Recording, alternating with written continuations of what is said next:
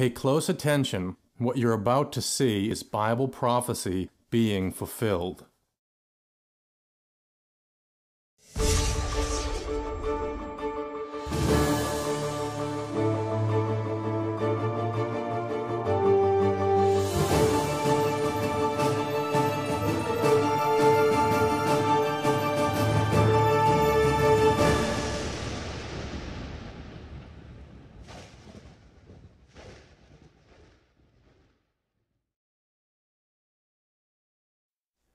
Welcome to another edition of YPN News, bringing you news as it relates to Bible prophecy and foretold by Yisroel Hawkins. Well, Russia has a new hypersonic missile that has its adversaries a little bit on the worried side. We're going to talk about some tensions at the recent NATO summit between leaders. More updates also on the push for the two-state solution for the Israelis and the Palestinians. But first, China and Russia recently inaugurated their gas pipeline, which is a much-needed resource for China, which is the world's #1 consumer of energy, and Russia, who is the world's largest natural gas exporter. Well, China's President Xi Jinping and Russian Prime Minister Vladimir Putin held the ceremony over a video conference call. Both leaders spoke of a hoped continuation of economic growth in the future between the two and hailed the project as a success. Well, this pipeline should help reduce emissions in China since the majority of the country's power is supplied by coal. Well, the pipeline will transmit gas from Siberia to northeast China, a distance of over 1,800 miles. Now, the pipeline is expected over the next 30 years to generate over $400 billion to the Russian economy. Now, after the Russian pipeline stops at the border, the Chinese portion of it continues down to Shanghai, which is a total length of 3,750 miles long. Now, Russia hopes to mitigate the Western sanctions after its annexation of Crimea in 2014. Now, China is expected to be the world's largest consumer of natural gas at 40% demand growth by the year 2024, which the pipeline should fulfill 10% of that by the same time. And this has been in the works here for a little while, this pipeline, the plans thereof. About 5 years now. Yep. Well, Iran said that it will hold joint naval exercises with Russia and China later this month. The exercises will be launched in the Indian Ocean on December 27th. The Navy generals from each country expressed that the exercises are necessary as a show of unity in the area between the countries. Well, at the recent NATO summit, heads of the countries were caught expressing their discontent and humor over the actions of their peers, namely U.S. President Donald Trump. Now, Canadian Prime Minister Justin Trudeau expressed amongst an audience of Boris Johnson and Emmanuel Macron how Trump was 40 minutes late and how his team, Trump's team, expressed shock over what he was saying during his address. Now, in response, Trump called Trudeau a backstabber. Well, it didn't stop there. The news media jumped on the bandwagon, running headlines that displayed the tit for tat between the leaders. Of course, the problem isn't the personality of the leaders, but of the organization of NATO, according to some. Well, after Moscow expressed concerns about NATO's eastward expansion, NATO said the statements were considered aggressive. Well, yet the 29 leaders of the military alliance express its desire to have dialogue with Russia. Now, Russia's statements came after NATO said that it plans to increase its defense budget, and that drew concern from Russia over the alliance's Eastern Europe expansion, which Russia views as a threat to the country.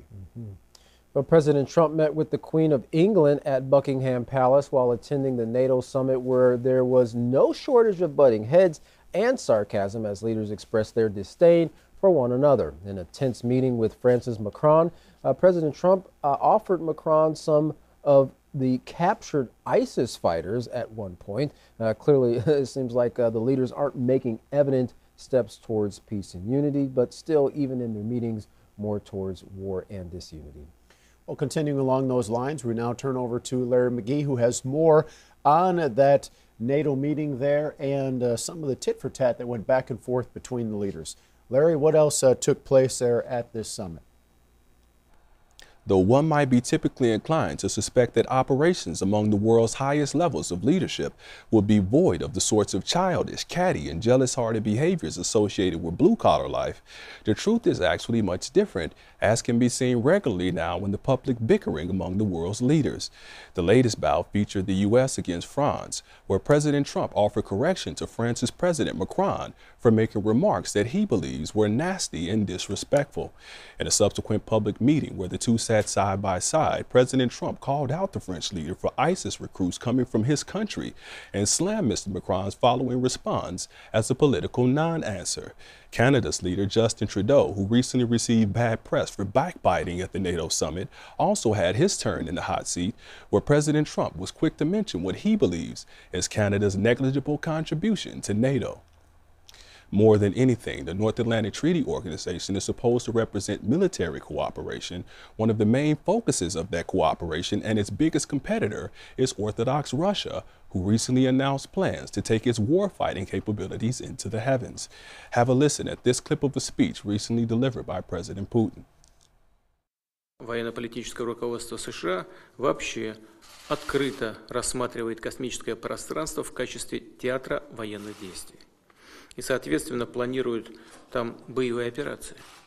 Для сохранения стратегического превосходства в этой сфере США ускоренно создают космические силы, которые в рамках поставленных задач уже проводят мероприятия оперативной подготовки. One of Moscow's key partners in the current Cold War is Iran, who was just hit with yet another round of U.S. sanctions. The latest barrage included restrictions on Iran's largest shipping company and airline, which Secretary of Defense Mike Pompeo says were being used to siphon funds from the Iranian people and support terror. The secretary said the aim of the sanctions is also to put other nations throughout the world on notice that doing business with Tehran could mean no buying and selling for them as well. There have been reports for years that there are secret plans in motion to extend Israel well beyond its current boundaries, so that the Tracks for Regional Peace initiative recently unveiled at the Mediterranean Conference by Israel automatically raises red flags. With the Vatican having been a behind-the-scenes party to many of the secret deals signed into the famous 7-year peace plan still hovering over affairs in the region, the fact that the conference was held in Rome doesn't help to calm fears at all. The proposed venture is being sold by the Israeli government as an opportunity to increase peace, stability, and economic prosperity in the region by connecting the Middle East. In the short term, it is also being billed as an effective method of bypassing and neutralizing one of Iran's biggest weapons, the threat of choking off and closing down the Hormuz Strait. For IPN News, I'm Larry McGee. Katan Jeff, back to you. Yeah, well, definitely the leaders are making moves to make it difficult for other nations to come in and, take advantage of them. And we're seeing that there, as well as what we saw in NATO, the disunity continuing throughout the world. Well, as we've been reporting over the course of the last few years, Russia has been working hard to upgrade its military defense system. Several missile systems in particular are up and coming, and they will change the way the rest of the world, including the U.S., look at Russia as a military force to be reckoned with. Well, some say the 9M730 missile, or it's known as Skyfall by NATO, has the potential to bring about doomsday. Well, according to President Putin, Skyfall has an unlimited range due to its nuclear-powered engine.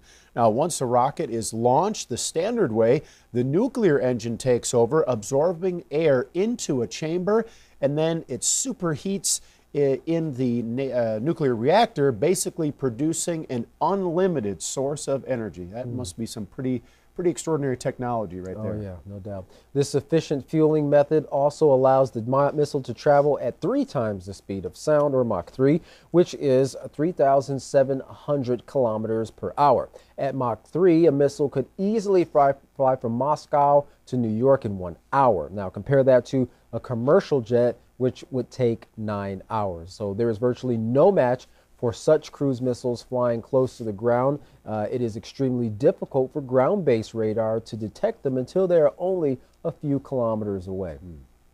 Well, it's one thing to talk about these powerful missiles, but this next clip shows some cruise missiles being launched from a naval submarine. Take a look at this.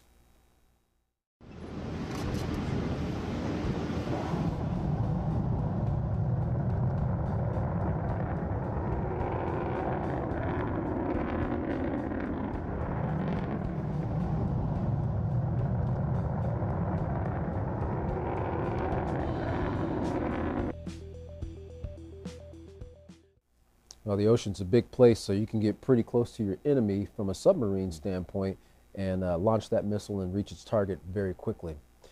Well, in 2020, Russia's Navy is planning to test the first ever hypersonic missile system. It's said to be able to fly at a speed of Mach 8, which is 6,138 miles per hour, making it capable of striking with lightning speed. The Zircon, as Russia has named it, will be tested from Russia's new Navy submarine, the K-561 Kazan. Because of their understanding and technological advances, Naval Authority H.I. Sutton, writing for Forbes, believes Russia will succeed at fielding operational hypersonic weapons first. Well, like the Skyfall missile, the Zircon will most likely use a scramjet for propulsion. Now, scramjet stands for supersonic combusting ramjet. Now, a scramjet is an air-breathing engine that takes in air at supersonic speeds, allowing it to work efficiently at high Mach numbers. Well, Russia sources state that Zircon's maximum altitude is 100,000 to 130,000 feet. If it were to reach that altitude, it could then fly straight at its target by making a shallow dive. At Mach 8, it would be moving more than 100 miles per minute. Yeah. Well, so for example, if the U.S. powerful Spy-1 radar system used on destroyers and cruisers was to encounter this missile, it would have less than 2 minutes to detect, track, and shoot down the incoming Zircon. But if it went into a low-flying pattern, which is about 200 feet, which is typical for most cruise missiles, a ship on the water surface would not be able to detect it until it was just 34 miles out. That's right. Well, that would mean the commander of the ship would have less than 20 seconds to react, which is barely enough time to even realize what's taking place, let alone give the command to shoot the incoming missile down. It's important to note that Russian President Vladimir Putin announced Zircon in 2018 with 5 other weapon systems, all of which carry nuclear weapons. And with that 20 seconds to react, that's why President Putin has been calling these missiles invincible. You know, they're untouchable. He said there's no defense against them. That's correct. Well, as the year comes to an end, North Korea is drawing attention. Kim Jong-un recently toured the snow-covered battle sites of Mount Paektu, riding a white horse. Now, this is his second visit to the mountain in 2 months. North Koreans believe Kim Jong-un's father was born there, and Kim has a history of visiting this sacred site before making big announcements. Keith Choi, international editor of the Chosun Ilbo, said whether he goes up to the mountain, he does something to give shock to the rest of the world whenever he goes there. So the shock of a short-range missile launch has been wearing off with the 13th weapons test this year, taking place just last week. Well, Kenneth Choi believes Kim Jong-un is continuing with these launches to try to pressure the U.S. little bit by little bit, escalating on this front. So what he was saying is that they don't feel that the big announcement is going to be another test of the missile since he's done that, and So that many shock times. is kind of wearing off. Right. They're thinking he's going to do something new. Yeah. Well, U.S. President Donald Trump seemed unfazed by North Korea's moves and expressed confidence in diplomacy. Now, time might be running out, however, as North Korea gave the U.S. an ultimatum by the end of the year, which is less than a month away. Now, the warning came somewhat encrypted late this week, with North Korea saying it's entirely up to the U.S. what Christmas gift it will select. Interesting. Well, Chris Steinitz, North Korea leadership expert, CNA, said they're certainly going to make some sort of statement around Christmas. And analysts believe this could revive the old tensions. And they will be met, they said, with fire and fury. Right, that was the statement that President Trump had made in the beginning when all this took place with North Korea, and that's what the analysts were saying, that it might revive those feelings that President Trump had when before he met with Kim Jong-un for the first time, when he said that, you know, if he keeps this up, we're going to present him with that fire and fury, the likes of which he's not seen before. So, you know, that's what they're afraid of, is starting these tensions again. You know, even though recently it had pretty much calmed down between the United States and North Korea. Well, the U.S. House of Representatives passed symbolic measure today backing a two-state solution to the Israeli-Palestinian conflict. Now, the measure included this powerful statement, and I quote, "Only the outcome of a two-state solution can both ensure the state of Israel's survival as a Jewish and democratic state and fulfill the legitimate aspirations of the Palestinian people for a state of their own." However, time and again, peace in the Middle East has failed when the focus was on what the U.S. or Israel were willing to promise or surrender to the Palestinians. More importantly, the U.S., EU, and Israel have always been in support of the two-state solution in the land of Israel, starting back in 1936. Jewish residents in what was then the British-controlled mandate known as Palestine began supporting British plans to divide the land between Jews and Arabs. Now, remember, of course, as we mentioned before in previous reports, the 1934, kind of the mark of the last generation, or the end times as it's known. Right, in that time period, it's interesting that they said they were been working on that since the 1930s there, working on that, the dividing of the land, because this, as you mentioned, is what Yeshua Hawkins has been talking so much about, and so many things have taken place starting in the 1930s, and more specifically 1934. We had the patent of the nuclear reactor, which led to the full development of these nuclear weapons, including the hypersonics that we're seeing today, and then the computer, which helped with that development as well. So this right here is just, it actually is another part of the prophecy showing that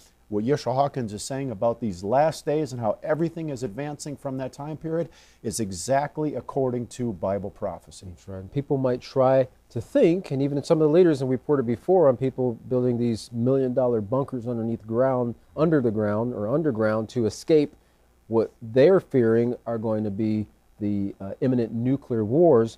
They might be trying to escape that, but no one is going to be able to escape the fulfillment of prophecy. And we can see that unfolding as Yeshua Hawkins and the House of Yahweh continues to bring these things forth to the world on a daily basis. Right.